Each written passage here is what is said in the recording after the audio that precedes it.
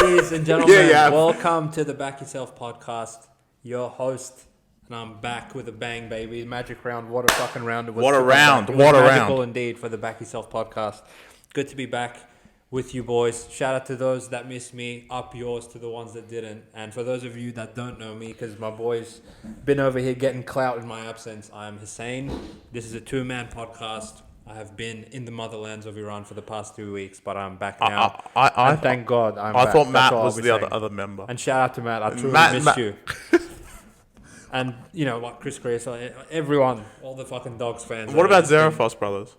I don't think they deserve one. I don't know if they want one after what. I don't know if they'll watch. After their antics before halftime, but we'll get to that. But before we get anywhere, Chris, how did you find Magic Round, my friend? It was very magical for you? It was magical. Look, like I said it in my preview of the round before you rocked up. Somehow the NRL made this round to be excellent.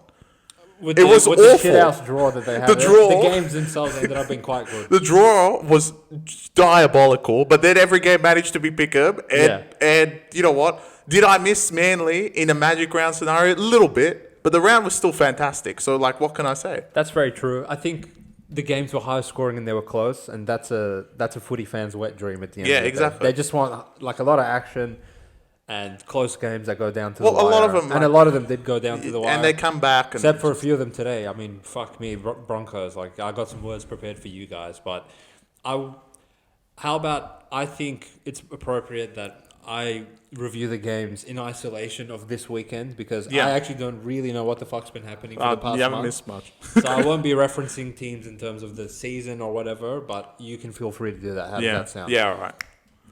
I'm actually going to go against everything I just said and probably nuke Para in the next 5-minute segment of reviewing the first round of Magic Round. The Cronulla Sharks hit -5.5 for the Back Yourself boys against the Parramatta Eels. Some were arguing that Eels might have been the right side based on the Sharkies coming off a 5-day turnaround, losing to Tigers, having to go to Brisbane to play this game against the Eels, who were healthy, coming off a bye, well rested, but it didn't matter in the end. The Sharks win 28-18 in this one, and the Eels look better with Moses back, but doesn't look like they're improving fast enough to get themselves off the bottom of the ladder. From my perspective, Chris, how did you see this one, friend? Like I said in the preview, 5-day turnaround versus 14-day turnaround. What is going to happen, guys? In old world, this would be, like I would say even last year, this would be the most easiest 6.5 you would take on Parramatta, and it would just win. Because you got a team that's well-rested, off a bye with Mitch Moses, and the amount of times I heard this week, oi, bro, like, it's Mitch Moses versus Hines. You know who I'm taking. Like, all right, bro. Like, did you not look at the rest of the team? But this season is just it's a complete different version of this fucking sport at this point. Is that a team that's on a 5-day turnaround who is just better will win. It doesn't matter how many. Para could have had a month off and they would have lost. Yeah. And it speaks to volumes as to how bad Para are, right? But in saying that, it also shows, and I've said this weeks and weeks and weeks and weeks, and Sharks lose dumb games, right? But it shows the potential of Cronulla. It doesn't show that they're at it, and if they ever get there. But the potential is, they still haven't played good at all. You haven't missed 4 weeks of anything. They haven't played good. They have not played good one game. And the only game they've played good is that Penrith game in Vegas. That's like as far we have to go back. And which, in hindsight, did they really even play that good? Yeah. Knowing what Penrith have did. Exactly. So, in saying that, like, it just shows their potential is so much higher. Are they going to reach it? I'm not saying that they will or won't. If they do, the league needs to watch out, in my opinion. Because if they get to the level that we expect them to play, at this point, they're not even trying. They're just fucking around. They win games. It's for a team that has literally 10 days less rest than the opposition and gets a 10-minute sin bin when their other team didn't, and you still win by 10. Yeah. That speaks to volumes as to how bad Para are. In some ways. In some ways, but it also shows, okay, Cronulla, the thing is about them, they can't score anymore. They could defend, but they can't score, which is the biggest concern, issue. Yeah. It makes no sense to me because this is probably the most talented attacking lineup they've had in the whole iteration of this perennial top 4 contending side, but they truly can't score. They can't score. And to Para's credit, a lot of what Sharks threw at them, they kind of contained them quite well. It was just 4 tries on last tackle, I think, in the end, was probably what That was pretty much all the shots. That was it, yeah. Yeah, if you're going to concede 28 points and 24 of them are on last tackle, then you can't sound good enough with the ball to win. And I guess Sharks get the credit of they weren't that tired coming off a 5-day turnaround to the point where they defended their goal line pretty good, and no matter how many offloads or cutouts or grubber kicks or kicks on third and fourth, Para threw at them, they kind of had the answers for the majority of it until the sin bin happened. But on the other end, Para, look, what annoys me about Para, and again, I've called Jason Riles out from day one, and I'm a massive footy fan, Chris, to the point that as soon as the games are done, I go and rewatch the highlights 5 minutes later. My missus thinks I'm fucking insane. Yeah. But I also then go and watch the press conferences. And this guy, he's arrogant. I'm convinced Para could lose 120-0, and they'll be like, yeah, so what are your thoughts on that one, Jason? He's like, yeah, I really the boys put a lot of effort in. We're heading in the right direction. Yeah, it's incredible. Anyway, Really annoys me. you can do the next 10 seconds of just talking to the screen while I just set off this alarm. So from my perspective, this was what annoys me about Sharks is people like Chris constantly coming on and being good. Like, they have so much more potential. Yeah, they do. But at what point of the sample size of the season do we just accept them for what they are, which is an extremely talented, above average team that lacks the ability to... It's within themselves, but they lack that ability to go to the next level. You know what? Contend for a premiership. And I'm going to say, in 2025, you can't. In this season... They are, look, they're 5-4 now. There is the Penrith game, which I still argue they lost themselves. They could have won that game. There were moments in the game they could have won. Sure. The Tigers last week, they should have fucking won. Should have. They should. I get it, but the ones that are, i.e., this is mainly talking to Warriors and Raiders. Those should-haves are all going in the Warriors and Raiders direction. If Sharks right now are 7-2. We know they're playing garbage, but we'd be like, fuck, they're still 7-2, eh? Yeah, but that's 7-2 is a very big difference from 5-4. I get it, but I named you 2 games that they could have, should have won. Yeah, but I could probably find you 2 games that they could have easily lost. I agree, but that's the same with Warriors and Raiders. So they are 7-2 or 6-2, I think Warriors are. Yeah, I know. For a reason. You didn't come on in the preview pod and say, "Oh yeah, I expect Warriors and Raiders to go into the grand final." I expected Warriors. You expected that from Sharks. I still think Warriors won't make the 8 from here, but we'll get to Warriors. But Raiders have surprised me. If you're looking at Sharks in isolation, I hold them to a higher standard. I expect better from them. Did they win? Yeah. Did they ever really look like losing? No. Was it a comfortable win in the end? Yeah. Did they deserve credit for it? Yeah. But are they playing as good as they should be playing with the ball in hand? No. And that really confuses me. 9 weeks they haven't played great. So, like you said, that's like a third of the season, roughly. They haven't played great at all this third. So 5-4 is not a great start, but the way the league is, I think they're 7th or something. So they're probably still on track to finish in the top 4, depending on how many wins Raiders and Warriors get. So is it a disaster right now? No. Oh, of course not. I think there's other teams that are having a disaster, but they're coming back. There's plenty of teams we can call out in a further degree, but I'm just a little bit... I'm wanting more from Sharks week after week, and I'm just not seeing it. I agree. And as far as this game goes, at the end of the day, Sharks just have the better players. They were making meters a bit easier. They were defending their line a bit easier. And Para, if you're going to just constantly run this forward pack out, knowing that Madison and Cartwright are just available and just don't get selected for whatever reason, then I guess you're building for the future. Maybe it will pay dividends in 2-3 years when these young kids have a bit more reps under their belt. But you're sacrificing the immediate future of how many wins can you realistically get in this season. Well, yeah, of course. But, I mean, I hope Dylan Brown gets 0 wins. Yeah, well, that's... What was he doing out there? Did he do anything? Did he play? Yeah, well, that's... Yeah, we're just beating a dead horse there. So how about we move on to the dead horse, the dead fucking Dolphins in this game. Wow, they got smashed by... It was fins down in the end. The Sydney Roosters put them to the sword, and I feel like the full-time scoreline kind of flatters Dolphins with a garbage time rally that kind of flatters them and puts more points up on the board than they really look like scoring when the game was actually in the balance. Full-time score of 38-28. Talk about overs in this one. The Sydney Roosters win comfortably. Chris, what did you think of the Roosters? Were you impressed by their back-to-back wins going into their bye?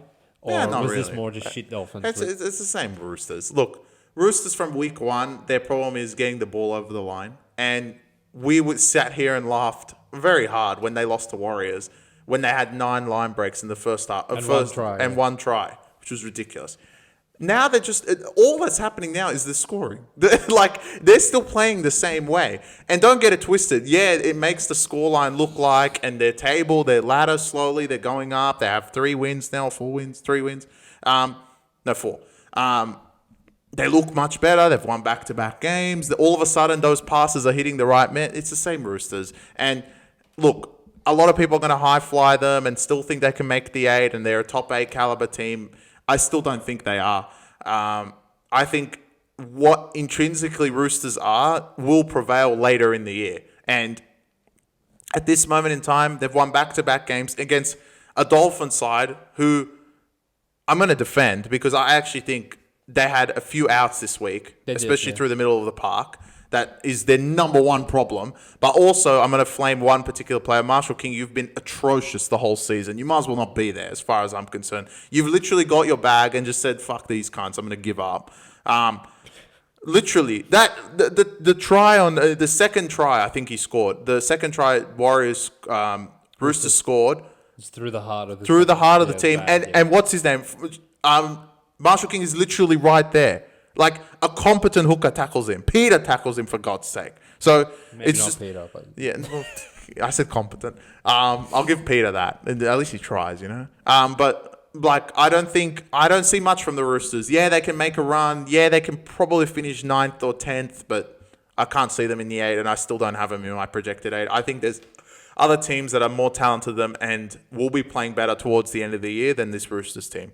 Okay, and as far as the good Dolphins go? Dolphins, fuck these cunts, bro. Like, a lot of last week was definitely in their head defensively, because I can't see you guys playing that first half you played against Raiders, and let's say you win that game all the way through to you go put this fucking garbage performance against Roosters. Would I be more inclined to take Roosters? Probably, because you guys would have won 4 in a row. You probably would have been 2.5, maybe 3, 4-point favourites in this game because you raped Raiders. And that completely flipped. You lost that game, and it seems like your defence just came along in this game. The first half defence against Raiders was pretty good. Like, why did you only concede 10 against them in the first half? Obviously, you conceded 70 in the second half. Understandable. But why did that 70 of the second half come back in the game again? So it doesn't make any sense. Yes, you had outs. Yes, your middle forwards are a fucking problem. But there's no reason to defend the way you did, especially on the edges. It was just diabolical. Between Herbie and Avarilla, who are 2 fantastic centers, and teams across the league would love to have those 2 in their center pairing, just shit. One-on-one defense, just letting them go through. Awful defense, and they're paper thin, but at least they can score. And I think in this league, we still lack teams that can actually fucking score properly. And at least Dolphins will get points on the board. They're going to win games. I probably still don't have them in my 8. I had them before this game, definitely my 8, but they're gone now. Okay. I got a few different ways of looking at this game and both teams in terms of the context of their seasons. One, I think when Roosters were creating a gazillion opportunities in all their games at the start of the year and not converting on them, you were saying they're actually just shit. Yeah. But I was saying, from my eye test of what I'm seeing from them, they're not that bad. Like, they're not far away from actually stacking wins together. Were they assisted this week by just some, like you said, paper-thin, non-existent fucking defense in the middle of the park? Yeah. Sure they were, but they seem like a team, when they get a good roll on, they can be hard to stop. And shout out to James Tedesco. He's just aging like wine out here. When the forwards were actually able to generate momentum for him in the middle of the park, he was just slicing and dicing this team to absolute pieces. Him and Connor Watson, I think, is key as well. When he's there, they're a different ball side. And when I looked at this in a pick-em situation on a neutral, that obviously is implying that these teams are equal of each other. But considering that Plath, Daniel Saifidi, and Felice Kufusi were out of a Dolphins team that already have some question marks in the middle of the park, and the Roosters had the majority of their forwards in there, I thought that was a bit of enough of a mismatch for me to get on the Roosters. Did I see them going up by 24, 30 points at some point of the game? No, I didn't. So that kind of has They're front runners. That kind of has me raising an eyebrow of Dolphins. All right, like, you conceded 20 whatever in the first half. Why do you only have 6 points to show for it, which was on the halftime stroke, and immediately come out and concede again. Well, they had them at halftime. How many sides do we see go down 18, 20 points and then string together, bang, bang, bang, 3-4 tries in a row? A la the next game, the Warriors game, but Dolphins, in spite of their high-powered attack, was so fucking dreadful in the middle of the park that they just never even had a chance to be in the contest. That's the thing. But they were down 14-8 at halftime. Yeah, and we were like, should be fucking thrilled with, right? I was they're one try away, and this could be tied. Yeah, literally. What if Roosters got to a point in the game where they looked up at the scoreboard and saw 14-all? I reckon they would have lost. What the fuck? We would have lost. Dolphins just came out, and it was like immediately they give up. Whatever they fucked up to start the first half, it was just a copy paste in the second half, which shows me like where their heads are at. And I know while I've been away, Dolphins have randomly become possessed and took the scalps of fucking Penrith and Melbourne in back-to-back weeks. But I kind of view this league in this way with specific teams, especially that momentum's a very big deal within games, and having the ball for 20 minutes in a row and then not having it for 20 minutes is always a big deal. But it seems like for these teams, having momentum on a week-to-week basis of like getting 1 win, 2 win, 3 win, 4 win, or playing good multiple weeks in a row, it kind of carries on from week to week. And then it was like Dolphins are ascending. And then here comes the second half of the Raiders game. And they're just like, fuck, we're right back to square one. And when they ran out and played this Roosters game, it kind of looked like the carryover from that second half. Well, it looked the same as they did at the start of the year. The last 3 halves of footy looks like the first 4 weeks of footy that they had. But sandwiched in between was like 3 really fucking good games from them where they actually won against teams they shouldn't have won. Yeah. So that's the confusing thing about them. But I think I'm more alarmed with the fact that they constantly lose games where they're pick 'em or favourites, as opposed to being impressed with them winning 2 games for no reason. Yeah, well, the games they've won is every time, well, except the Raiders one, they've been underdog. And the Knights game they were just like barely close to under favoritism. And that's Knights. And that was Knights. But again, they were awful. But the 4 weeks, even the Raiders game, the Raiders first half at least, 3.5, let's say, they were brilliant. I mean, one of the best offense, and they could score from anywhere. Matt, shout out to him. I know he likes to see. He was saying the only team that could probably score points on Dogs is Dolphins. But on the other end, it's just fucking paper thin. Yeah, now, Will Plath, Kafusi, Donahue, which one of Matt's favorite players. Yeah, he likes him. Daniel Saifidi coming back, shore that up. Yeah. Mm-hmm. And they're all pretty much, literally everyone but Plath is back next week as well, which we'll get to the preview for round 10. But Dolphins are like hit or miss at this point. It's very hard to predict them and another team that also starts with a D. They're both the same, of their own entity. Shout out to the Zarfos brothers. But I can't write them off because I know they can score. But I think you think Roosters can make the 8 at this point. I think they can. Okay. Well, look, I think my 8 spots are locked up. There is reinforcements coming. But my 8 spots are locked up. I respect it. I don't think any of them move from this week. Like, literally what I thought at the start is exactly what I thought now. No, fair enough. But, yeah, Dolphins, I understand that you can't win every game, but there's a way to lose, and that wasn't a very good way to lose, in my opinion. But speaking of bad ways to lose, South, fuck me, boys. Souths are back, so that's always good. I mean, the Borough, I can't even come out and be like, I can't say anything bad about them because they literally have nothing. Yeah, you can. What I can come out and say is, they played Knights. Have Knights been that bad in my absence that they can essentially run out full strength to this South team and be only 2.5 point favourites? Yeah. And we can actually send a best bet out of Knights at like $2.05. Yeah. They were that bad. Knights. In the comments, I know we have a few avid Knights defenders. You guys let me know, were they that bad? Because when I got back on Monday, I looked at the lineups on Tuesday and I looked at the point spread and I was like, how are Knights not like 8-point favourites? I don't think you've understood what's happened. I don't think Cunts understood what Souths ran out there. Yeah, I get that. But what Knights delivered in the past weeks, it was unbelievable. For the true Back Yourself fans, you know that me and Chris have a theory that the only team that's negatively impacted by having a bye is Knights. Yeah, and ever since then, they really come back and can't score. But this was just to another extreme where I would see Knights scored 0, Knights scored 4, and Knights scored 6, and I was like, All right, who's the one team that will give these cunts 30? He's South. He's Souths, and then, yeah. Well, look, Knights were... Much better. You know what? I'm still not giving... It's all on South. It's all on South. Like, I genuinely think I would put them favourites to come last. If I was a bookie, I'd put them favourites to come last. That's a big call. In a league with Para. In a league with Para and Titans and Knights, I would still put them favourites to come last. Because at this point, they have nothing. I mean, Jai Gray coming off, Peter coming off as well. This is bad, yeah. And that's your young players. The older players, Walker, Wyden, are coming off really bad injuries. And you expect them to come back and what are they going to deliver? With this fucking rubbish forward pack, which is always... Look, it's been rubbish since day one. It's just Wayne getting the best out of his players. So, look, I'm not blaming this on Wayne. I'm not blaming it on anyone in South. It's just these injuries are just not coming at the right time, and you guys are on the absolute slide. And Titans are on the same fucking slide, but at least they're almost at the bottom of it because it's coming. When they get some players back, Campbell will be back, Kinney will be back towards the end of the year, Foran will be back, I can be like, all right, these cunts are fucking going to start winning games. South, I don't know. If they come back, are they even going to win?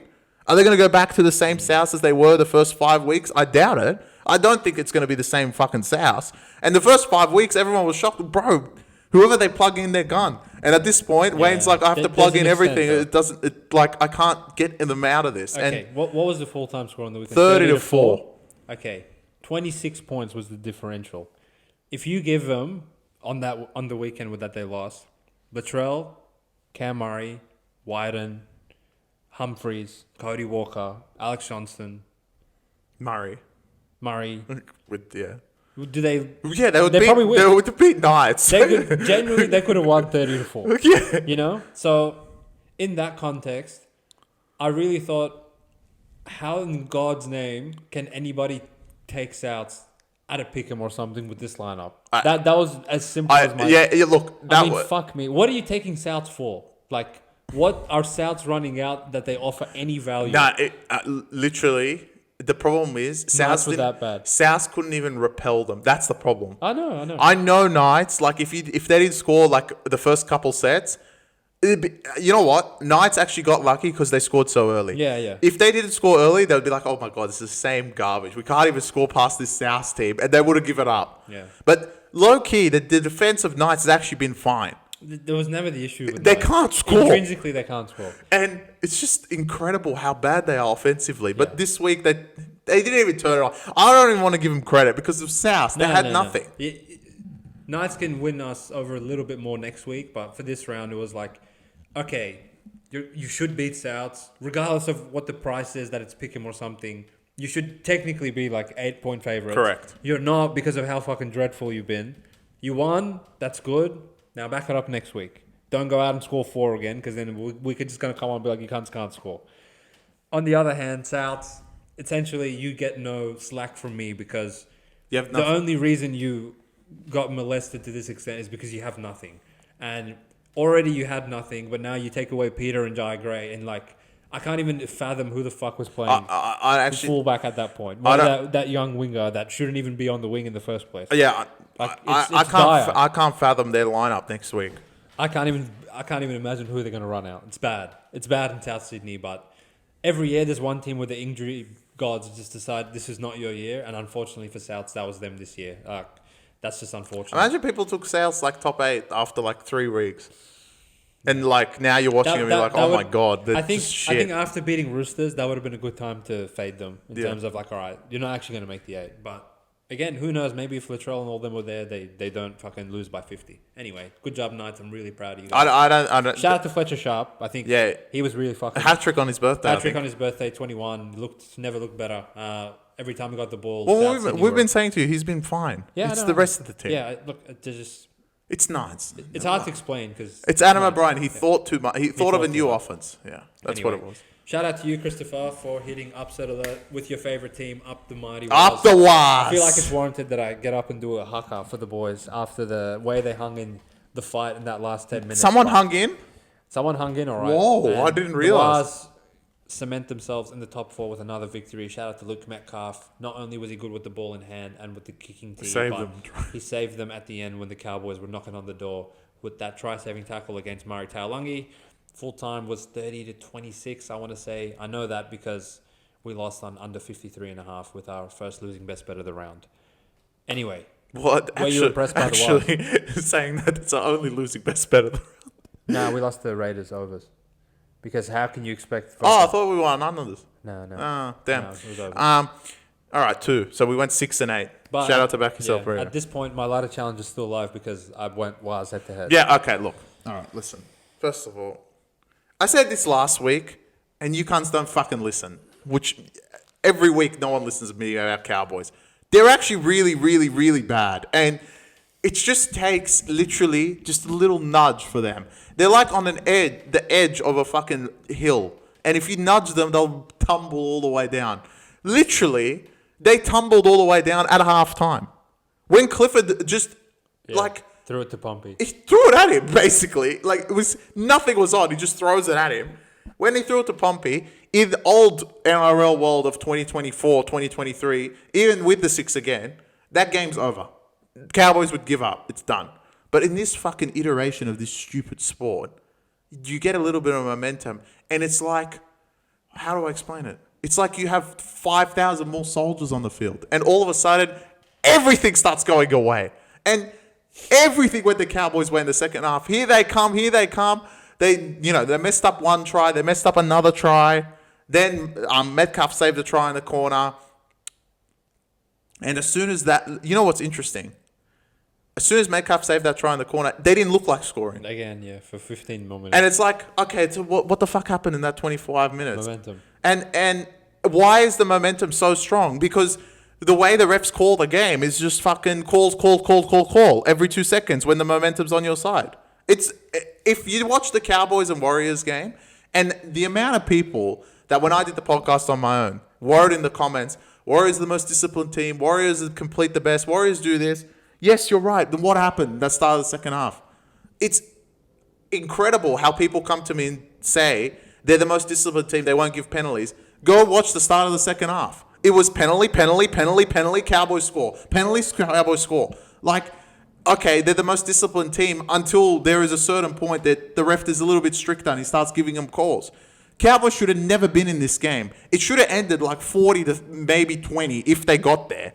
But because of the momentum in this sport, and shout out to the Warriors, and the reason we shouted them out so much is they're the only team we've seen by far that actually stops and doesn't lose the game. They actually get on with the job and just be like, all right, all this shit has gone against us this half. We just need one play to turn things around. Metcalf saves the try, which Metcalf, leader himself, saves the try, and then that's it. The 15 minutes after that, like I said, there was not one moment in that game I was like, oh, Cowboys going to score again. It's over. The momentum is gone. It was an impressive win. I think how they got there, you could probably argue that, they should have carried on with it more after the blistering first half they had and yada, yada, yada. I want to look at it in a couple of ways. One, of the 17 teams in this sport, betting against Cowboys for me is the most annoying. Because intrinsically, I know that they're a fucking shit team. And they lack resilience. They lack everything. When the going gets tough, they resort to fucking backyard footy. And as soon as they give away possession in their own half, I expect them to concede every single time. And that first half, to concede 5 tries in one half of footy to the Warriors, which is not fucking the Melbourne Storm attack or the Bulldogs attack or Raiders with the way they've been playing this season. Warriors, right? That's fucking bad. But as bad as Cowboys are and that they're capable of giving away 5 converted tries to Warriors, there is this annoying thing about them. Yeah, and it's not as simple as the refs give a call so anyone's in the game and all this stuff. At some point, we got to give Cowboys some credit for being so fucking annoying with the ball in their hands. That, all right, other teams could have had all the possession that the Cowboys had in the second half, and they wouldn't score. They wouldn't go bang, bang, bang in 10 minutes and score 4 tries. Yeah, but they dig themselves a hole for being 4 tries down. They don't dig themselves anything. They are fucking shit at the end of the day. right? But they do have a redeeming quality about them. They can score. As shit as they are, technically an 18-point lead isn't safe against them because they can score 24 points in 20 minutes. I think the next game showed that 18 points against anyone is not safe. We can argue that when we get to the next game. It's the same. Like, Dragons are a high-powered offense. Dragons are not too dissimilar to Cowboys, whether you want to admit it or not. But at the end of the day, Warriors, scrap away everything whether you were up 20 or you're fucking down 2, at the end of the day, you had a 2-point lead or a 4-point lead or whatever it was with 15 minutes left. The other team had all the possession and all the momentum, and you're gassed on your try line.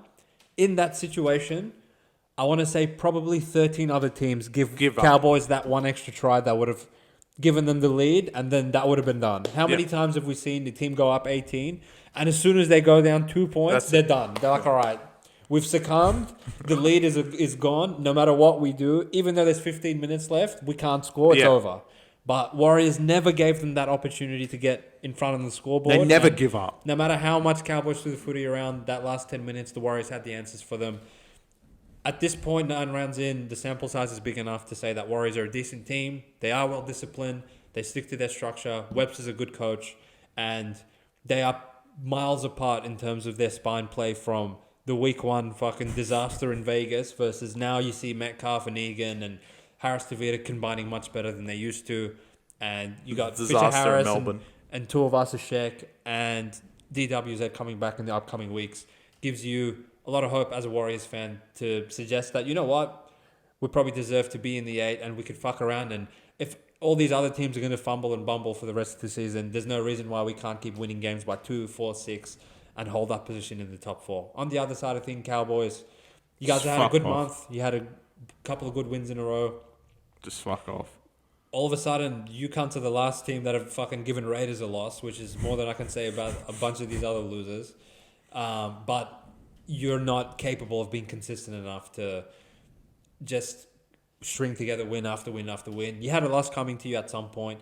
You probably shouldn't lose to Warriors, and I was surprised to see Warriors getting 2 points in this game. I thought at worst they should be pick 'em, if not Warriors should be laying 1 or 2. Yeah. But in the end, they went outright, and that was your first underdog victory for the round. So I thought the right team won, the right team covered, and no matter how much Cowboys were knocking on the door, I was impressed by the Warriors' ability to hang in there. So you got Warriors in your 8 right now? Yes. I don't. Fuck these cunts. I've got them and Cowboys. Fuck off. I respect your opinion, sir. I don't think they get away with these 4 2-point wins come the end of the season. Now, the interesting thing about Cowboys is I called the Dolphins landslide in it's terms coming. of, all right, you're up, and now you weren't up. I feel like Cowboys, it's coming. Cowboys are in jeopardy of it's this loading. happening It's to them loading. as well. Oh, yeah.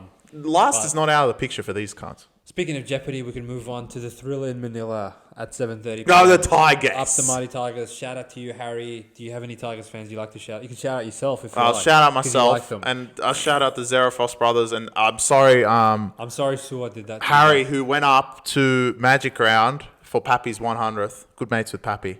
And now saw both these teams lose. So I just realised Harry, maybe you shouldn't go to Magic Round. Yeah, maybe you shouldn't. It's not yeah. for you, but the mighty Tigers get their victory. I don't even know what the full-time score 32-18. 32-28. 32-28. A 4-point victory against the mighty Red V.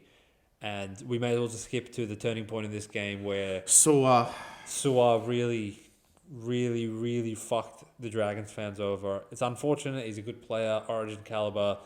These things happen once in a blue moon. There's no explanation for them. But the fumble on the try line with nobody laying a hand on him right before halftime conveniently goes to Jahream Bula, who then takes it 110 meters to put it under the Dragons' goalpost. And that ended up being the difference. Typical, a 12-point swing, as you would see in the modern NRL, ends up being the difference in this game. In my opinion, in what was a pick'em, in hindsight, correctly probably priced as a pick'em, whichever team got the bounce of the ball was going to win this game. And Sewell got the bounce, all right. So, do you have any thoughts on this one besides the 12-point swing? Is there really much to even say? I just want to say, and I'll reiterate, and I don't care if it's beating a dead horse. There's nothing, like, Luai really needs to fucking step up creativity-wise. Yeah, he's a champion. Yeah, he's taught him a lot. But without Galvin, these guys might not score like more than 12 points. And it's not a concern right now because you have Galvin. But when Galvin's not there, like we saw, I'm pretty sure you watched the highlights of that Para game. It's static. It's like we can't do anything Tigers-wise. So, look, great win. I have Tigers in my 8 right now because I think that they can play a lot better than they did on Saturday. Can they? And yeah, like you got to add in the fact that they won the NBA championship 5 days ago against Cronulla in a game that they shouldn't have won in the first place. All the news about Galvin, and they still went and beat Dragons. Yes, Dragons gave it to them, but you know what I mean.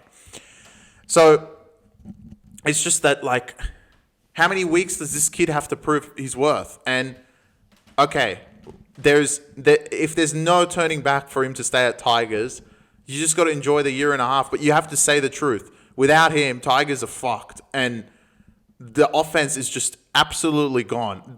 It all lies on this 19-year-old, which is incredible. But he's that good, and he's playing that great. So hopefully it continues. Dragons front. You guys just find a way to fucking give Flano a headache. Yeah, I really feel for Flano. Fuck, you would be annoyed watching this.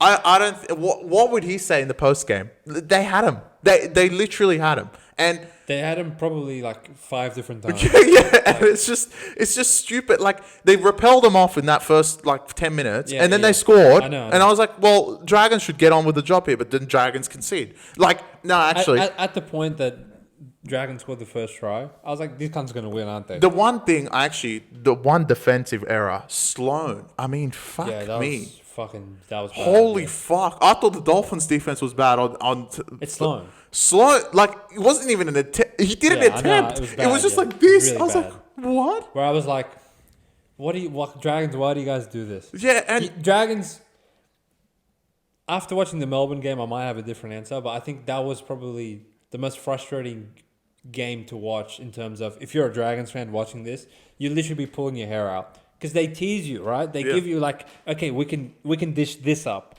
And you're like, all right, we scored first. Yeah, fuck yeah. We gave an error. We gave a penalty. We conceded. Fuck. All right, let's start again. Oh, good. We scored again. How good. Val's try was fucking fantastic as well. Oh, bro. What are you supposed to do this is showtime. This is magic. This is what Magic Round's all about. What do? Error, penalty, the fucking slow no-show try. And you're like, well, why are we losing? Another try, you're like, damn, it's 18-10 now. That's pretty annoying. And it's Sewer. And then the Sewer thing happens, and you're like, fuck, it's 24-10. All right, we're done. Just end the game. But no, here comes Jacob Little. Which, Tigers, I feel like what I've analysed from Tigers, they give so many minutes to Terrell May and Bolle that there's always a 15-minute interval in the second half where they're just too tired. Yeah. Look...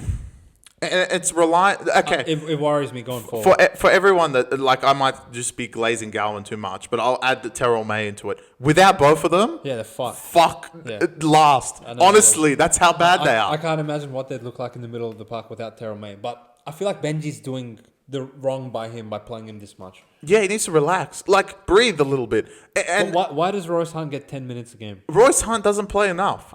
He used to play more at Sharks. I know. And Sharks, even when he did play more, at least he did 2 stints. Yeah, I know. He came on right at the end of the first half, and then he came on 60 to the 70th minute for one last stint because these guys are doing this. Yeah, I can't imagine if Sharks had him. But anyway, they're not... Benji's just... It's all right. Okay, Galvin said the wrong thing, but he's right. What he said about Benji is correct. No one's going to deny it. Should a player go out and say your coach is fucking garbage? No. Right? But you should never do that. Teamwork. But intrinsically, Benji isn't good. He's learning. Is he? Yeah. No, he's not. How many weeks does Terrell May have to play 80 minutes before you know in that 10 minutes he's tired? The freeways open up for players like Liddell, for God's sake. And it's concerning. It's just going to get worse. Think about this is the start of the season. Think about it. Think of minute 55 to 70. The Warriors game, they fucked it. The Eels game, they fucked it. Last week, the Sharks were knocking on the door of winning. This week, they fucked it. It's like when they're fresh in the middle of the park, they can surmount a lead. But regardless of how big the lead is, the other team's always live because there's going to be a point in the game where the Tigers are just out on their feet in the middle of the park. And it doesn't need to be like that. No, like you have decent enough. It doesn't bench make forwards sense. It that doesn't can come make on sense. and do a job for 15 minutes, right? And the reliance is going to continue. Look, I don't know, Laurie Daly's going to pick some weird shit, but it's almost time for us to do like our Origin. Once Magic Round's over, it's time for Origin, basically. Terrell May will be there, the way he's playing. Yeah, of course. So that week that he's not there, it will be just a fucking freeway through the middle of the park for Tigers. Yeah, well, that's how good he's been. And look, that could be a team without Terrell May, Api Coruscant, and Luai, potentially. They might as well run out there with nothing. Yeah, they'll never. So, like, I know. Look, I just said, yeah, okay. Without Galvin, we're nothing. Yeah, we're nothing offensively. Like, structure defensively is all up to Luai and Api Coruscant, Terrell May. Galvin doesn't do much in defense. Yeah, he puts his body in the line, but that's about it. But offensively, it's all Galvin. Defensively, without those three in the Origin period, fuck me. I mean, Tigers, you're lucky to score. Like, they're lucky to not concede 30 a week. Yeah. At least. Yeah, I know. But from that point that Dragons were really knocking on the door, was there a point that you thought, fuck, like, Dragons going to win? Not really. Like, after the Sewer thing, you just don't come back from that. It's really hard to, yeah. But if Sewer had scored, I would have been like, okay, Dragons actually, like, are not... Like, they played awful and they're only down 8. And I would be like, all right, well, they would have been down 2. No. They would. It ended up being 26-10 halftime, so they would have been down 20. I don't think it was 26-10. Yeah, no, it was. You're right. Yeah, so it would have been 20. Instead of 26-10, it would have been 20-16. They would have fucking won the first half. They were in the contest. They would have won the second half. Look, they would have fired up big time. Yeah. I think they would have won. Yeah, I agree with you. You got to take the 10 minutes out that the Tigers concede 2 tries. Yeah. No, it was like really backbreaking. Good character, and I think this is what you get out of having a leader like Gutherson in your team that I think Dragons of old literally would have ran out there and given up in the second half. 100%. They didn't with do Mary. But fuck me, the Mary days. I mean, wow. But they did run out and have a go, but it was just too big of a gap once 100%. The Sewer thing happened that essentially that's what the game boils down to. And even having one on Tigers minus 1.5, I can't sit here in hindsight and be like, that was particularly sharp or there even was a right side in this game. Yeah, well, look, the first half, if you're going to give him 26 points, it's never going to be easy to come back. And really, Dragons only conceded 8 in the second half. So from the point that Bula ran 5,000 metres, they really weren't that bad. Yeah, they weren't that bad. But again, just Dragons. Kind of similar to the Warriors game of Tigers, they didn't play great, but they just didn't really do that much wrong. And Dragons shot themselves in the foot so many times that by default, Tigers won. That's kind of how I looked at this one. But I still think Tigers are talented enough to shooting make yourself in the foot. Titans, you can't actually just shoot yourself in the head and just get it this season over with. Well, what's interesting, look, you go the analysis of the game because I read an article this morning, which I don't understand. The game... This was really a nothing burger of a game. Shout out to Matt, shout out to Chris Kiraz, shout out to the entire kennel. This was that one game on the slate where you're like, there's literally no situation that Titans would win this game, and they didn't, and they never looked like winning. I disagree. I think a lot of people said Titans to me. Not how I looked at it, but I didn't think they had a hope in hell, but apparently people did. Okay, you're out on the streets, and you're the content creator. What was the rationale? Well, this was the rationale. Okay. The last time this team played like this, yet alone they had less this time than they did the last time, was that Para game, the Sharks game, which they won, and the game before that, which I forget who they played, right? So basically they were saying, you're going to get a toss of a coin, right? Sharks have Hines, which is the classic argument for everyone. The Para game, Para didn't have Moses, but if they did, they would have won. And you were here in the country that game. I argue if Moses played, they probably win this game. Which game? The one that in Para versus Dogs, and they lost by 6 when Para destroyed them, and they just couldn't score. So they're like, all right, this is the same fucking team, right? Without Curran and Tupanua, which they had Curran that game.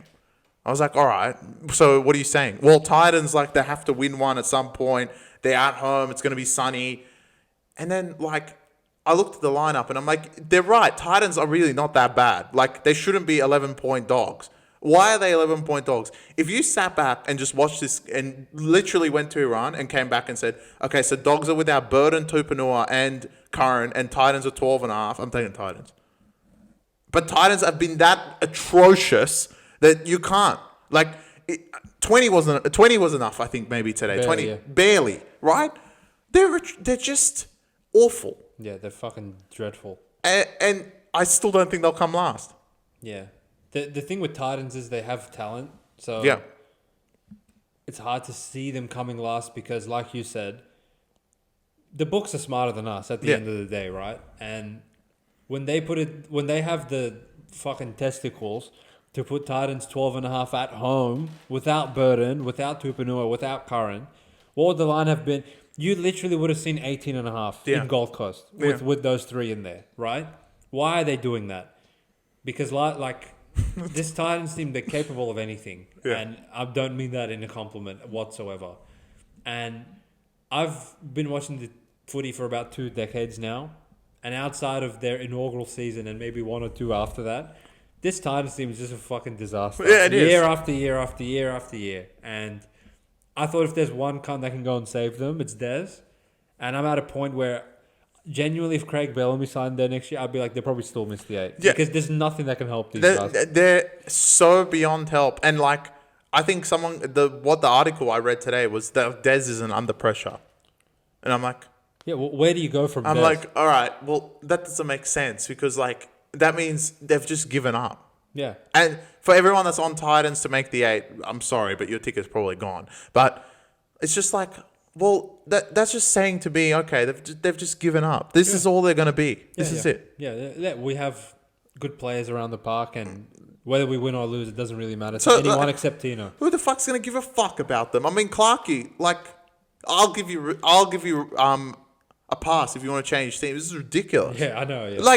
They don't even give a fuck about themselves. Why the fuck should they have any fans? I would say my heart hurts for Tigers fans in terms of 10 years without finals footy. And second to them, it's Titans. How can you muster up the want to go to a Titans game and cheer for these cunts? Well, they don't even care. They don't care. They don't care. They themselves don't care. Look, Cowboys, they actually care. Yeah. But they're just once it gets too hard for them. It gets too hard, they're like, fuck it. Titans, get out there, they don't care. Titans, in the 4th minute, was it that hard that you cunts are already behind your goalpost? Fuck. Here we go again. Exactly. Tell me. It's bad. It's really bad. And it's awful. On the other side of things, the Dogs just keep doing what the Dogs do. A blip in the radar last week. Obviously getting fucking ambushed in Suncorp, but the sign of a good team. After being up for so long, winning 7 straight, you had a bad outing, you got exposed in that game. Happens to the best of us. Let's regroup. And even though we're missing our 5'8", we're going to go and do a job. And you did a job on the Titans. 12.5 they end up covering. And it was done. I wonder... This is the sick... It was pretty funny that Tino scored. Sickening part of punting that there is a buyback point on these inbreds. It's coming. But not yet. I feel for those that thought that it was today because your logic was sound. Your analysis was good. The way you matched up this player and that player and him and her was fine. But there's something deep. There's a deeper problem. And like I said, when I went on a highlight watching Rampage, when I got back to try and catch up on all the lost time of the last 3 weeks, that Cowboys-Titans game, fuck me. Yeah, boys. But okay, I watched that game. You're good enough to score the 3 tries in 5 minutes, but you will just unimpeded concede 40 points. It's bad. When they scored the 3 tries, I can't imagine. I would have been like, they're going to win. I know, yeah. This is Titans blueprint. They'll just, once they score that many in that minute, that's it. They'll fucking win the game. Yeah. But, it's just so bad. Yeah, it's bad, yeah. And look, the fans, just change teams. I don't even know what you changed to at this point. Because actually someone said it. Queens... It's pretty funny, actually. This is the reason why they should lose Magic Round. All 4 Queensland teams lost this week. Yeah, well. And it's okay, well, next year either they're going to play each other or they move the venue. Nah, fuck that. Let them all lose another 4. Fuck it. We need them. Well, have you heard of the new Vegas slate? No. Oh, well... Matt will get a kicker out of this. Dogs. So obviously Dogs Dragons was confirmed a long time ago. That's going to be the feature match. The sidekick of that is not Dogs Titans. are playing again. Dogs no, it's Titans. No, it's Cowboys, sorry. What's that, the back yourself feature of fucking man? I don't know. But it's Knights-Cowboys because they have to take a Queensland team. At this point, I wouldn't even take one. Fucking all of them. Every single one of them don't deserve to go to Vegas anymore. Yeah, this week was bad for the Queensland teams. For sure. Awful. It's really bad for the Titans. Like, are you willing to say they've mailed it in? No. You think there's a... I still don't think they'll come last. I'm not saying that... I'm not asking... Oh, they've mailed it in. Like, they won't make the 8. They're fucked. Like, if Souths have mailed it in even beyond Titans, that doesn't, like, make me feel any better about Titans. What I'm asking you, have Titans just mailed it in? My bottom 3 is Para, Titans, and South. They've mailed it in. That would be my bottom 3. Para hasn't mailed it in, but they know they're not good. Yeah, so it's fine. That's fine. Like, they're just going to play their young kids and just develop them. They're happily finished. Souths are injured. Souths are injured. Titans have finished. They don't give a fuck. They don't care. That's just the way it is. I do feel bad for Tino. He literally tries his fucking tail off every possession just to be like... Oh, and Firma as well. I think Firma. Well, look, Firma might be the best back rower in Gold Coast. Look, they just need to fucking look. They just for new need a clubs. $1 million back rower. They just need to look for new clubs. Tino would be loved across so many different teams. Yeah. So Firma, the edge back rowers, the way they're breeding this year, like everyone's a fucking idiot because. Like, Firma was like, you probably only need like 600K, you can grab him. Why the fuck would he stay at Gold Coast? Yeah, to be the second best back rower? Fuck off. There's no reason to fucking... And the outside backs like Canberra and shit, no one, like, teams want pace. Like, there's so many players you can fucking pick out from this team that you could just take. We'll happily take someone like Philip Sami, the most annoying centre on the planet, and put him in the Tigers lineup. Like... Why do they not play good together? I don't know. I would love to take Fodawaker, put him next to Terrell May. Yeah. Like, all these players are just wasted on Titans. Exactly. Bro, even if we got Tino. Yeah. Tino and Terrell May, what the fuck? Everyone would be like, holy fuck, these kinds of fuck. Literally 17 clubs would love to have Tino. Exactly. It's incredible. Yet I just see him next to Des week after week being like, yeah, we're really disappointed in the effort. Well, how about you cunts put a bit more effort in? They do, but the others... Anyway, fuck me. Dogs, another good win for you boys. Yeah, I didn't say much about Dogs. It's not much to say. Like, they're first for a reason. You expect them to win. They won comfortably. Well done. We move on to next week. Here we go. I don't think you've gone too nuclear yet. Let me just check everything's working because I don't want to miss this. What are you going to say about Adam Reynolds? I've heard, and when I did turn my VPN on and I got to check Instagram the 3 times that I was away, I did see many posts about this Penrith Panthers team saying that they're going to fucking come last, they're going to miss the 8, Cleary's not even that good, Ivan Cleary's not even that good, the dynasty's over, they're fucking garbage. Well, he's still an idiot. But was that justified based on them getting raped by Cowboys and Dolphins and Manly and whatever? I don't think they have a win since up left. No, now they do. But now they do. And this, I feel like, was the real make or break for the Panthers season of, will these cunts rock up, pride for the jersey in Magic Round to make a statement against a Broncos team that they ripped their hearts out of their chest in the grand final? And were Broncos man enough to do anything about it if the Panthers actually came with that sort of attitude? The first was true and the second wasn't, unfortunately. And that's kind of how I saw this one. Full-time score was a 32-8 for unders to hit and Panthers plus 6.5 to hit. I'll explain exactly what happened. It was good to be on the spread because once it got to 14-8, you never looked back in terms of being on Penrith. Of course not. I want to first say, all right, you may have won 32-8, but get Blaze the centre. I've had enough of this kind. Stop knocking it on. Oh, okay. His errors are incredible. Now keep him as learning. Yeah, you've done a lot of learning on this trip because all I hear is learning. All right, second thing, this line was fishy from day one. Why is this only 3.5? Why is this only 2.5? Why is this 4.5? Why is this 5.5? Yeah, all you guys were right.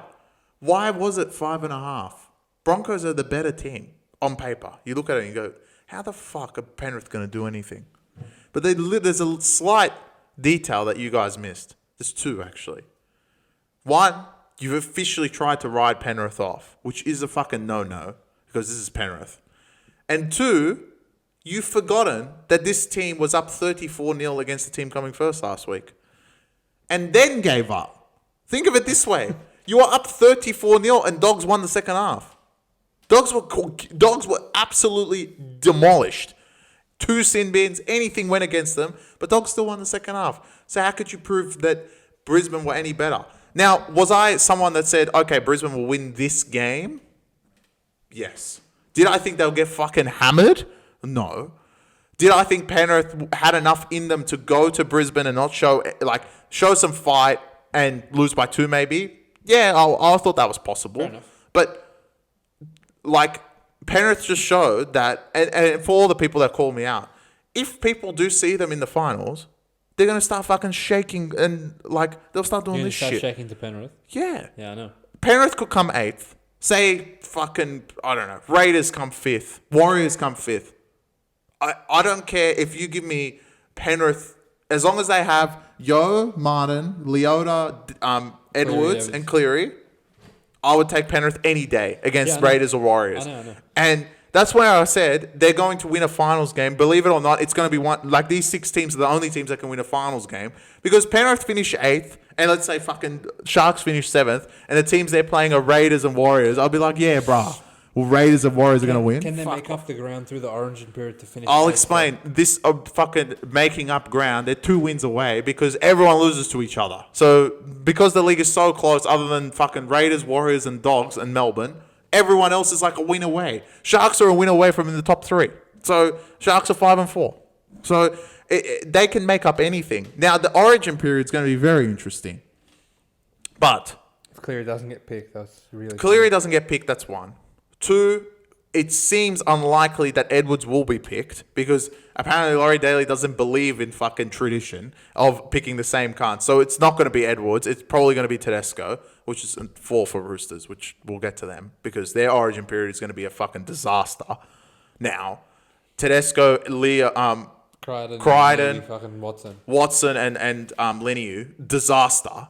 No one's left. And Collins, fucking nothing's left. Gets picked. Yeah. But Penrith, if they still have Edwards, Talangi playing like a fucking idiot, Jack Cole, maybe they can beat the team. But, it depends who they play, 1. And 2, how decimated the other team is. Let's say, usually Penrith play Tigers during this origin period conveniently. I would still take Penrith with that if Edwards is there. Yeah. Who the fuck are Tigers going to have? Without Coruscant, Terrell May, and Luai? Nothing. So I think they can make up the ground. I still think they can make the 8, for sure.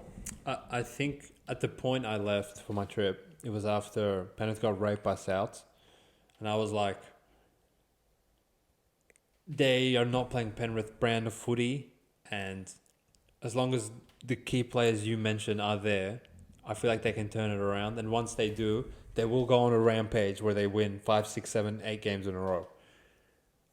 Conveniently, while I was gone, these cunts lost every game, which is insane to me. Well, look, but for insight, that Dolphins game was when I drew. That was diabolical. So I can't sit here on my high horse and be like, oh, I knew they're going to win today, because I didn't actually physically sit there and watch them get raped by Dolphins, get raped by Manly with no one, and also get raped by Cowboys.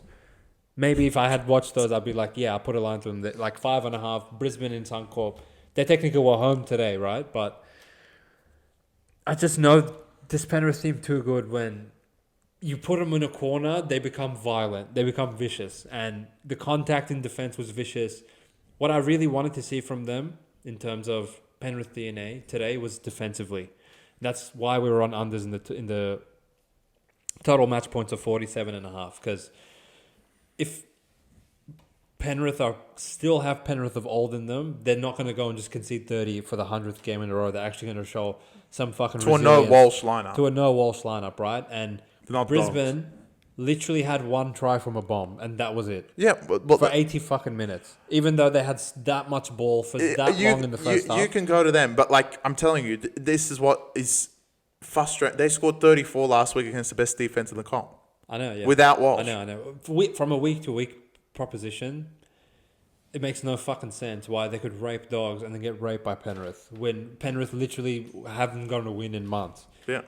And conceded first. But when you look at it in terms of, do I want to take Broncos at $1.50 when Penrith are in this sort of a situation? I would say no. And that's kind of what drew me to take in Penrith. Well, Brisbane almost got to +6 last week at some point. Fuck me. That's a lot of points. Well, there were... Was it? They had nothing. it was fascinating. They won. They won because Reynolds was playing in the rain, apparently, because he's 2-0 in the rain. He needs rain. Yeah, he needs rain. But they were awful last week, and they were horrible this week. And this week was even worse. Like, look, I've said it. I don't want to beat a dead horse. It's the same fucking team. How many times? Yeah, it's the same team. It's the same team. Like this team was a mirror image of the team that just gave up. We used to give up last year. Yeah, it's Kevy 2.0. It's just look. It's frustrating because Madge actually did really well in the Origin period. Like you could see he outcoached Billy, and I know he's not a bad coach. He's very good, and I wish Tigers kept him. But it's just the players just don't. The players are just not listening. That's the only thing it can be.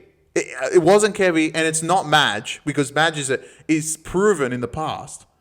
So it's the fucking players being dickheads. It's simple. From my perspective, when Walsh isn't there, no matter how much talent they have in the lineup, their offense just doesn't click. Their offense. And I thought maybe this year, in Walsh's absence, Hunt and Reynolds could figure it out together because they're so experienced. What do they have? Fucking 600 games between the two of them. You probably won't see that again for years. But even today, any place on the pitch they wanted to go, every time they shifted the ball out wide, the Penrith players, who, to have Garner on Stags on one side, and you still don't have To'o on the other side, and you have Sorensen was out. I can't even tell you who the fuck was playing back row on that side of the field. Papali. Dalian medalist. Yeah, the Dalian medalist. And for you cunts to still have one try from Ben Hunt off a bomb with that much ball truly baffles me. Yeah, it doesn't make sense. Look, it's the same fucking team. And on the other side of the ball, they're pissed weak. I don't even know this cunt's name because I just came back. But that bench forwards try from Penrith. That was number 19. What the fuck are you guys doing to concede that? Come on, boys. You're better than this. But are you? I guess not. It's hard. Like Carrigan and Haas. Can they play better? Like they can't. You can't expect any more out of those two. So it's the fucking other morons that sit in that middle of the park. Yeah, I guess so. They're just shit. They're just shit. Yeah. And look, they're a contender, right? Right now. They're not. I said from day one, Sharks would beat them in a finals game. I don't think I'm wrong. I know Sharks haven't been great, but truly, if these cunts played tomorrow in a finals game, I reckon Raiders would pump them. Both of them? No, they would pump Broncos. Yeah, Raiders are well, they possessed. pumped them already. Raiders are possessed. Yeah. So and there's no reason for us in any circumstance to be able to that we should be able to say, oh yeah, Raiders would pump this side with who they have. Their pack is like polar opposites of the Broncos one. That's the big difference. On paper, it's not. No, it is. It's not. Kobe versus fucking... Mate, they have Haas and Carrigan. Tarpany and Horsburgh. The edge back rows are not even close. There's literally people out there saying that Haas is the greatest front row of all time. I get it, but the edge back rows are not even close. These cunts back down every week. Who the fuck was even out there in the Penrith forwards today? I think the edge back rows are like becoming more and more important. That's why Raiders are playing so good. It's all because of Hudson and fucking Nicholson. Hudson and Nicholson are gone. They just don't fuck off. But there's no excuse for when we saw Raiders manhandle them in the middle of the park. That to me shows why Raiders are in the top 4 and Broncos aren't. It's just a mentality thing. Well, it's been. You could argue. I've been saying it for years that it's just fucking whoever's got more energy and fitness. That's all it is. It's literally like, why did Broncos? That was the entire narrative of the off season of Madge is in now, they're doing hill runs and now they're going to be different. Yeah. But I'm seeing the same product. It's because it has to be the players. It has to be the players. I don't know what you can do to fix it at this stage. But well, anyway, what they do is just plug more talent in because that's their answer to everything. Their answer to everything. So fucking Ben Hunt is now playing hooker next week. So yeah. Fuck me. Ezra was back. Let's see if he can save them. Oh fuck me. Moving on to the mighty Green Machine. Get another fucking big time victory. It was magic in the air. It was actually beyond magic. It might have been a miracle how these cunts won. And the miracle came from Jared Sutton's mouth. Shout out to you, Charles Kroon. Undefeated in my absence, and I come back to you motherfuckers in the top 3. And you guys, from everyone I've spoken to, are playing some absolutely outstanding footy. Yeah, they're playing great. up until about 78 minutes in this one, it looked like what most people had probably thought going into this game, that the Raiders are really good, but they're just a tad bit short of Melbourne, and the Melbourne, minus Harry Grant and a few other players, should probably jag a win against them by 4 or 6. Kyle Weeks had other plans for that, especially after the controversial moments of Pappenhausen kicking the field goal, it getting called back, Raiders getting a penalty, scoring in 2 seconds, going to golden point, and then winning by the penalty. Look, Jared Sutton just didn't keep his fucking mouth shut in any of this game at the end. First of all, you forgot about the Hudson fucking young push that he didn't go out anyway. That started before the Stefano thing. Yeah. So he doesn't just shut the fuck up. We're not saying he's biased, but he's just terrible all around. Yeah, I'm gonna go out on a limb here. I think even though they lost, I think Melbourne win the competition hands down. It's done. Okay. Raiders, with everything they could have on their back, if it wasn't for the last 1 minute weak strike, they lose to this Melbourne team. 19-12, let's say. 19-12 without 4 players that are starters. Nelson, Grant, Howarth, and Warbrick. Without 4 of their starters, they would have won this game. And the first, again, it's the same every week. Whenever they start really well, they just blitz you in the first 10 minutes. Melbourne. They're just like that, and you're down 12-0. It took a glimpse of an eye, and they were down 12-0. And Raiders were just like, holy fuck, who the fuck are we playing? Like, we just got fucking killed in 2 seconds. It's the way they score as well, where you, like, normally when you see that from Melbourne, they go on with it. Yeah, of course. And did I expect them to lose? No. But when you sit back and look at it, they were 5.5 against a team that Raiders are absolutely flying, have won 4 straight, and look fantastic. And a top 3, well, it was second versus third today.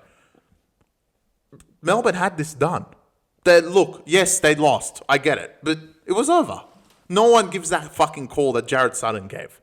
No one gives the next call that Jared Sutton gave. No one gives the next call that Jared Sutton gave. How many calls did he fucking give in that last 5 minutes to get him to kick a penalty goal?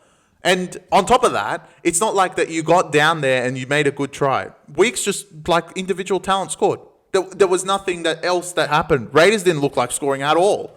So it was just like, all right, Melbourne are going to win this game by 6 now. Oh, well, Melbourne will win in golden point. Oh, yeah, they got the penalty. Oh, they're going to win by 2. Oh, wait, fucking Stefano wants to smash someone in the head. After Liera did the same thing 2 minutes before that. All right, Raiders are going to go score. Raiders get their field goal blocked. The clock stops, which we'll get to. Then they get the ball back, and with 1 second left, fucking Liera hits him high, which it was a shoulder back onto the head, which we've said 1,000 times shouldn't be a call, but it is in this sport, and they kick the 2 and win the game. I've named you like 5-6 things that went the Raiders' way, so they won by fucking 2 points. Yeah. Against a team that is under strength. So, sure, okay, Raiders, congratulations, you're 7-2, the same record as Melbourne. You deserve to be there, and I got you in my 8, and probably at the moment, you might be in the 4. You're getting fucking close with the way Brisbane and Sharks and Manly are playing. Do I think you guys even can match it to Melbourne? I don't think so. I think when it matters most, these ifs, buts, maybes, things that go against each other is not going to really matter because Melbourne might be leading by 12 and you cunts can have all that go your way and you still lose this game. I'll play a little bit of devil's advocate. And I don't think it's a knock on Canberra that you're like, well, they're just not as good as Melbourne. Because really, at the end of the day, no one should be as good as Melbourne. So that's okay. But I'm not sure there's maybe only... we forgot fucking Harry Grant. 5 starters. Yeah. Maybe outside of Dogs, I don't think there's any team that could go to Melbourne, go down 12-0 in 10 minutes like they did today, and... even be in the fucking situation where it's... Well, I was wishing in Melbourne because they would have lost by 170. Oh, sorry. But I get your point. My mistake. That normally when Melbourne blitz teams like that, it gets ugly quickly. And yes, they won off some horseshit calls at the end of the game, but they still got it to 18-all, which that in itself, if these cunts just like lost in Golden Point 19-18, I still would be like, oh, you know what, Raiders, like... At least they didn't fucking mail it in. It's not a knock. They fought tooth and nail, and the commitment we were talking about Warriors. This round really shows why Warriors and Raiders are in the top 4, and Sharks, Broncos, Manly, all these cunts that have better players than them aren't in the top 4, and it's just a want and a desire on the Melbourne side of things, you're going to get players back, and seriously, someone's going to lose 100-0 to this team. Yeah. One of these rounds. If the Para go back to Amy Park again, it's possible. Well, look, like it's no knock for all the Raiders fan, Charles Gruen. It's no knock on Raiders. You shouldn't be able to compete with Melbourne, and you won today. But look at all the ifs and all the bounces and all the shit that had to happen so that in the last 3 minutes you win this game. That's what it takes to beat Melbourne. Under strength Melbourne. Yeah. It's a lot. And do you expect that to happen throughout the whole season? I don't expect it to. So, like, if that's what it's got to take to beat Melbourne, then what the fuck are we... Like, it's just like, all right, Melbourne's going to win. It's everyone else is just fighting for a premiership, a grand final spot to maybe play them. That's it. Yeah, pretty much, yeah. Which, at the end of the day, is kind of how things should be, which I'm okay with. But in saying that, I feel like Melbourne haven't played as good as they should be playing. Yeah, they're not. Between the Dolphins loss, today's loss, even not putting Souths away that much last week. There's glimpses of great. They didn't come a lot to Souths, did they? No. There's glimpses of great, and especially in the first half when they fucking kill them. Okay. They rape Para, and they rape Warriors. First half. Right? Outside of that, have they really... They raped Manly. Oh, yeah. Fuck me, they've murdered Manly. They murdered Manly. Outside of that... No, they haven't. They haven't been as ruthless to just go out there and just like. There's no reason to have lost to Dragons and to lose today's game the way they lost it. And I agree. But like the way that especially the way they've started a lot of these games, they may not finish the job off. Like you can name them all. The Para game, Manly, Warriors, Penrith. They were up 14-0 in 2 seconds. Raiders today. Every game, they're fucking up 14 points in like a blink of an eye. They really do. This is like, all right, okay. If they were like rolling, like they're the polar opposite of Sharks. Sharks are more like, all right, we're going to wait until the end, but we're going to make sure we win. Melbourne's like, all right, if these guys don't give up in 20 minutes, then fucking, all right, we'll have to try. Yeah. Like, all right, we'll tackle harder, etc. But if they give up, all right, we'll win 500-0 and Hughes can go on the bench and have a sleep. Like, it's... the more you look into it, and if they'd won today, then like I think more people would be agreeing with me and be like, all right, these guys are just fucking too good. It's over. Like it's not even close. But because they lost, I want to reiterate that is still my opinion, and that should be everyone's opinion. These guys are just too good. They're gonna win everything anyway. We're just fighting for second. And yeah, they lost today. Yes, Raiders played great. Yes, Raiders have had a great run since you haven't been here. But this is what this illustrated everything it took for Raiders to win against Melbourne. That is not going to happen consecutively. And good luck next week because I think it's first and second now, which is fucking insane. Who would have thought top of the table clashes, Canberra hosting? I wonder who's going to win by 4. Yeah, Raiders. Well, I feel like the NRL did us dirty. It should have been Raiders and Dogs opening Magic Round for the 100th. Well, yeah, that's true. Finally, they took it off, and this is what happened. That's the routine. But exactly. I did miss Manly this week. Yeah, but they have magic. They truly can produce magic out of their Well, yeah, of course. Particularly against Broncos. I mean, a few of the games I wish they just kept. And I kind of felt the same about Anzac Day as well. Dragons Titans would have been definitely like...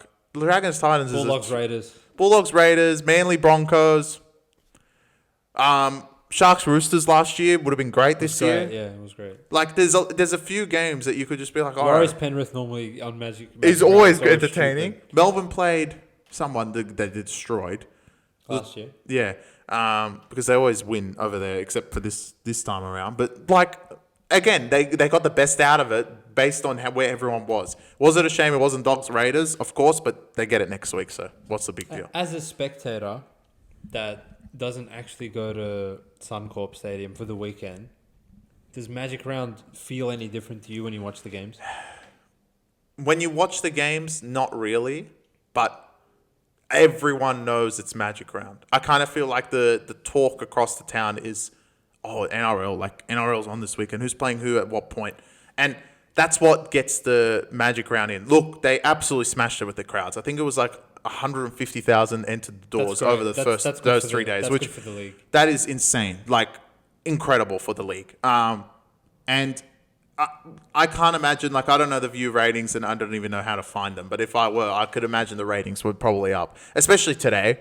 Because I think, okay, Dogs would have got, like, mad ratings. Everyone watches Dogs anyway. And the last two games, out of everyone I've spoken to, I haven't, everyone said, oh, bro, the last two games of Magic Round are fucking cracker. Yeah, like, we're both good. which were both great, right? And maybe it didn't deliver. The last game did, but the second last, obviously, Penrith the destroyed. scoreline didn't, but I think it was a good game. Yeah, it was still a good watch, right? So, look, I think, and this marks, like, I think from this point, it marks, like, okay, from this point going forward, you're either really bad or you're decent.